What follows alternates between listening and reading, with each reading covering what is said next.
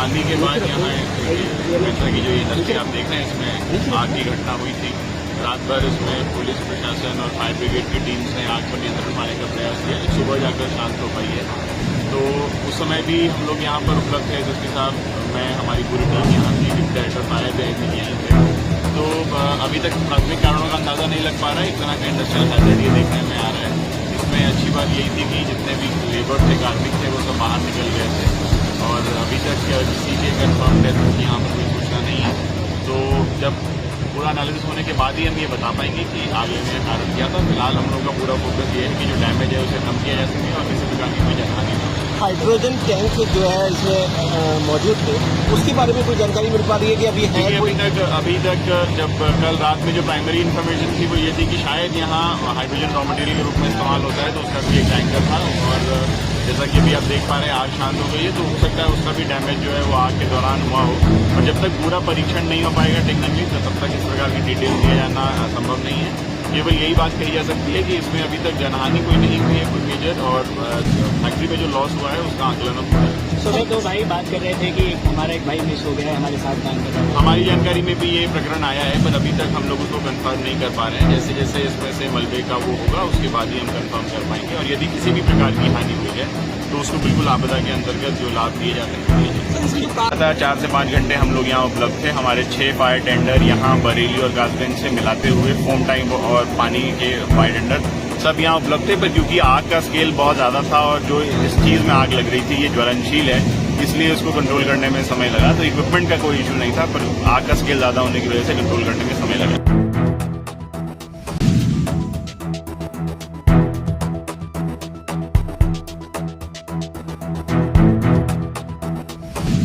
आंधी आई थी ना, आंधी से स्ट्रक्चर गिर पड़ा। और स्ट्रक्चर गिरने से उसके अंदर जो ऑयल जाता है वो निकल गया, उससे आग लग गई।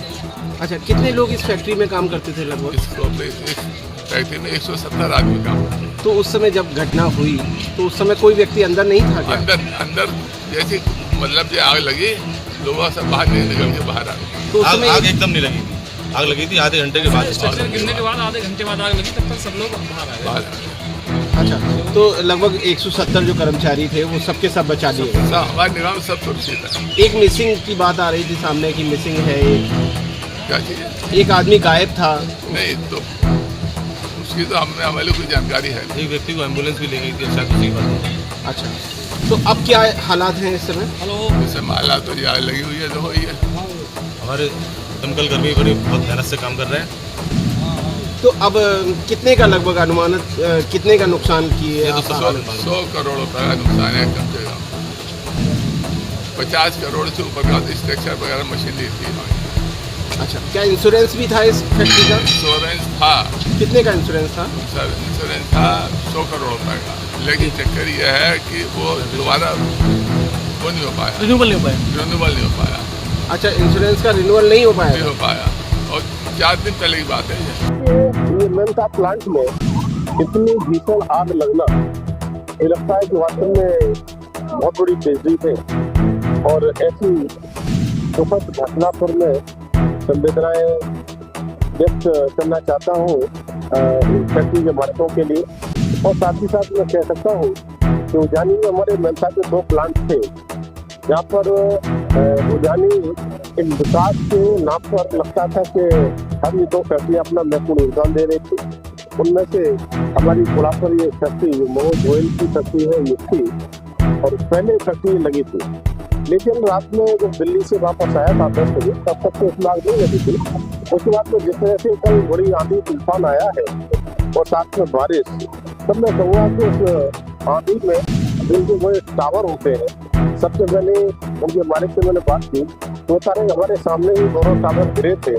और उन टावरों में से तेल होता है और वो तेल आपस में मिलने के कारण से ये आग लगने का कारण बना है, जैसा कि फैक्ट्री के मालिक कह रहा है। तब मैं कहूँगा कि इसमें अभी तक मुझे कोई सूचना मिली है। मालिक का कहना है कि अभी तक कोई इसमें ट्रेजेडी नहीं हुई है। न तो कल लग रहा था कि हो सकता है कितने लोग फंसे रह गए हो, क्योंकि आग इतनी भीषण थी कि प्रशासन ने आसपास के जिलों पे भी तो इतनी फायर की गाड़ियाँ मंगवाने का काम किया था। लेकिन इसके बाद में भी ये आग पर काबू नहीं पाया जा सका। पूरा प्रशासन रात भर जलता रहा है। आप मीडिया के लोग आपने भी देखा है। तब मैं कहूँगा कि जिस तरह से ये आसपास का गांव खाली कराए गए, आसपास का एरिया खाली कराया गया, और मुझे मैंने देखा कि कितने उलझाने के लोग रात को इस डर की वजह से कि हाइड्रोजन के जब ये सिलेंडर फटेंगे तो स्थिति क्या होगी। और आप सब चश्मदीद थे कि एक हाइड्रोजन का जो सिलेंडर फटा है कितनी ऊंचाई पर जाकर के और किन किन धमाकों के साथ में, तो मैं कहूँगा कि वास्तव में इससे इतनी बड़ी तेजी तो हुई है, लेकिन मुझे लगता है ये फैक्ट्री तक ही सीमित रही, ये बहुत बड़ी अच्छी बात है। अन्यथा आंधी तेज चलती रहती, आज के समय बरसात नहीं होती, तो मुझे लगता है कि हम थोड़ा रसूख से लेकर पूरा घनी चपेट पा सकता था, लेकिन हम बहुत बड़ी घटना से बचे भी हैं। ईश्वर की बड़ी कृपा रही है कि वो केवल फैक्ट्री का ही नुकसान पूरा हुआ है, और फैक्ट्री का बड़ा नुकसान हुआ है, इसके लिए भी मैं संवेदना व्यक्त करना चाहता हूँ। उसी के साथ मैं अपने प्रशासन को भी धन्यवाद देना चाहता हूँ कि पूरी तरह से पूरा प्रशासन हमारा, चाहे पुलिस प्रशासन हो या हमारा प्रशासन हो, सारा प्रशासन रात भर जलता रहा है, लगा रहा है। और आसपास के जिले, चाहे वो मुरादाबाद हो, चाहे बरेली हो, चाहे संभल हो, सब जगहों से फायर ब्रिगेड की गाड़ियाँ। और अभी तक आप देख रहे हैं कि आज हम देख रहे हैं कि 8 बजने जा रहे हैं, लेकिन रात में 10 बजे के आसपास आग लगी है। और इतने घंटों के बाद भी ये धुआं उठ रहा है और इतना बड़ा। और रात में जो लपटें देख रही थी 5-5 किलोमीटर दूर से देखी जा सकती थी। तब मैं भगवान को यही धन्यवाद देना चाहता हूँ कि उसने इस क्षेत्र को बहुत बड़ी त्रासदी से बचाने का काम किया है। ये मुसीबत तो आई केवल इस फैक्ट्री पर ही आई है, और आज जिस तरह से मुझे लगता है कि धुआं उठ रहा है, ये जल्दी काबू पाने हम लोग। और मुझे लगता है कि जल्दी इसके बाद में हम बात करेंगे। गाँव में भी कल आपको जानकारी पूरे गाँव के कल जो आंधी आई थी बड़ा विकराल आंधी थी। उसमें जब मैं आ रहा था बड़े बड़े पेड़ टूटे गिरे थे। जब मैं यहाँ पर आया तो जानकारी मिली कि सैसमान के लगभग 200 घर 2 गाँव में जल करके राख हो गए हैं। बड़ी हो सकता है कि वहाँ भी प्रशासन ने अपनी मुस्तैदी से काम किया होगा, लेकिन मैं जनता को और बधाई के नागरिकों को विशेष रूप से आग्रह करना चाहता हूँ। ये मौसम, इस प्रकार का मौसम, इसमें आधी इत्यादि आती रहती है, इसलिए हमको बहुत ही सावधानी की आवश्यकता है। हर घरों से वो चूल्हे की रोटी बनती है, तो उस तरह की सारी व्यवस्थाओं को करके रखें, और जब तक आग बुझ न जाए तब तक अपने सामने उसे साफ न छोड़ें। और मैं यही अपील करूँगा बधाई के नागरिकों से, इस प्रकार का जो समय रहता है आंधी में, आप अपना भी बचाव करें, अपने गांव का बचाव करें, अपने क्षेत्र का बचाव करें।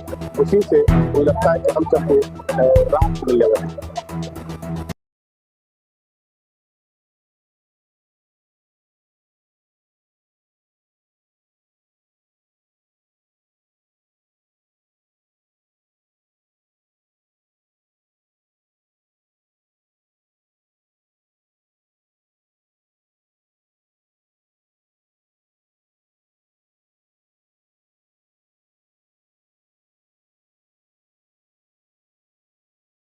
रात में आंधी के बाद यहाँ इस तरह की जो ये तस्वीर आप देख रहे हैं, इसमें आग की घटना हुई थी। रात भर इसमें पुलिस प्रशासन और फायर ब्रिगेड की टीम्स ने आग पर नियंत्रण पाने का प्रयास किया, जो सुबह जाकर शांत हो पाई है।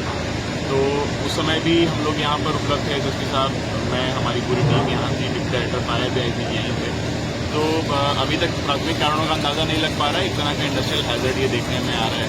इसमें अच्छी बात यही थी कि जितने भी लेबर थे, कार्मिक थे, वो सब बाहर निकल गए थे, और अभी तक किसी के कंफर्म डेथ की यहाँ पर कोई सूचना नहीं है। तो जब पूरा एनालिसिस होने के बाद ही हम ये बता पाएंगे कि आग लगने का कारण क्या था। फिलहाल हम लोग का पूरा फोकस ये है कि जो डैमेज है उसे कम किया जा सके और किसी प्रकार की कोई जनहानि न हो। हाइड्रोजन टैंक जो है इसमें मौजूद थे, उसके बारे में कोई जानकारी मिल पा रही है कि अभी है? अभी तक जब कल रात में जो प्राइमरी इन्फॉर्मेशन थी वो ये थी कि शायद यहाँ हाइड्रोजन रॉ मटेरियल के रूप में इस्तेमाल होता है, तो उसका कोई एक टैंकर था। और जैसा कि अभी आप देख पा रहे हैं आग शांत हो गई है, तो हो सकता है उसका भी डैमेज जो है वो आग के दौरान हुआ हो। और जब तक पूरा परीक्षण नहीं हो पाएगा टेक्निकली, तो तब तक इस प्रकार की डिटेल दिया जाना संभव नहीं है। केवल यही बात कही जा सकती है कि इसमें अभी तक जनहानि कोई नहीं हुई है, कोई मेजर, और फैक्ट्री में जो लॉस हुआ है उसका आकलन अब हो रहा है। सुबह तो भाई बात कर रहे थे कि हमारा एक भाई मिस हो गया है, हमारे साथ काम कर रहा था। हमारी जानकारी में भी ये प्रकरण आया है, पर अभी तक हम लोग उसको कंफर्म नहीं कर पा रहे हैं। जैसे जैसे इसमें से मलबे का वो होगा उसके बाद ही हम कंफर्म कर पाएंगे, और यदि किसी भी प्रकार की हानि हुई है तो उसको बिल्कुल आपदा के अंतर्गत जो लाभ दिए जाते हैं वो दिए जाते। 4 से 5 घंटे हम लोग यहाँ उपलब्ध थे। हमारे 6 फायर टेंडर यहाँ बरेली और गाजगंज से मिलाते हुए फोम टाइम और पानी के फायर टेंडर सब यहाँ उपलब्ध थे, पर क्योंकि आग का स्केल बहुत ज़्यादा था और जो जिस चीज़ में आग लग रही थी ये ज्वलनशील है, इसलिए उसको कंट्रोल करने में समय लगा। तो इक्विपमेंट का कोई इशू नहीं था, पर आग का स्केल ज़्यादा होने की वजह से कंट्रोल करने में समय लगा।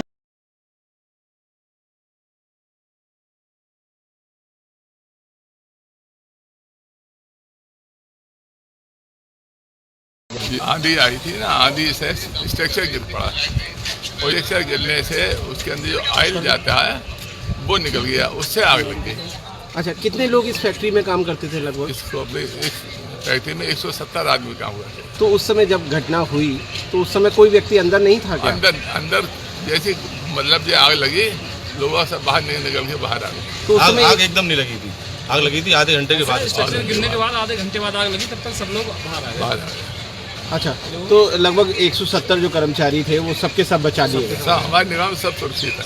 एक मिसिंग की बात आ रही थी सामने की, मिसिंग है एक, क्या चाहिए? एक आदमी गायब था। नहीं, तो उसकी तो हमें कोई जानकारी है नहीं। एक व्यक्ति को एम्बुलेंस भी ले गई थी, शायद उसी की बात ना होगी।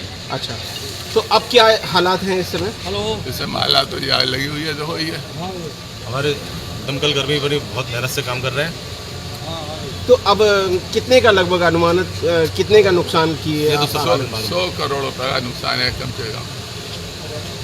50 करोड़ से ऊपर का तो स्ट्रक्चर वगैरह मशीनरी थी। अच्छा, क्या इंश्योरेंस भी था इस फैक्ट्री का? इंश्योरेंस था। कितने का इंश्योरेंस था? सर, इंश्योरेंस था 100 करोड़ रुपए का, लेकिन चक्कर यह है कि वो दोबारा वो नहीं हो पाया, रिन्यूअल नहीं हो पाया।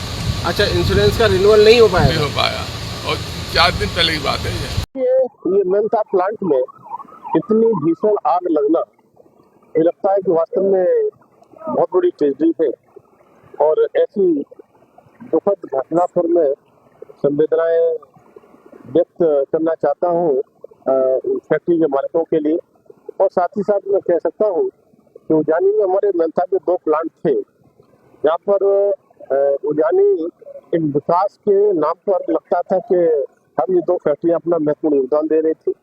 उनमें से हमारी कोड़ापर ये फैक्ट्री जो मनोज गोयल की फैक्ट्री है ये थी, और पहले फैक्ट्री लगी थी, लेकिन रात में जब दिल्ली से वापस आया था 10 बजे, तब तक तो इसमें आग नहीं लगी थी। उसके बाद में जिस तरह से कल बड़ी आंधी तूफान आया है और साथ में बारिश, तब मैं कहूँगा कि उस आंधी में जिनके बड़े टावर होते हैं, सबसे पहले उनके मालिक से मैंने बात की तो बता रहे हमारे सामने ही दोनों टावर गिरे थे, और उन टावरों में तेल होता है, और वो तेल आपस में मिलने के कारण से ये आग लगने का कारण बना है, जैसा कि फैक्ट्री के मालिक मनोज गोयल का कह रहा है। तब मैं कहूँगा कि इसमें अभी तक मुझे तो सूचना मिल रही है, मालिक का कहना है कि अभी तक कोई इसमें ट्रेजेडी नहीं हुई है, न तो मुझे डर लग रहा था कि हो सकता है कितने लोग फंसे रह गए हो, क्योंकि आग इतनी भीषण थी कि प्रशासन ने आसपास के जिलों से भी तो फायर की गाड़ियां मंगवाने का काम किया था, लेकिन इसके बाद में भी ये आग पर काबू नहीं पाया जा सका। पूरा प्रशासन रात भर जगता रहा है। आप मीडिया के लोग आपने भी देखा है।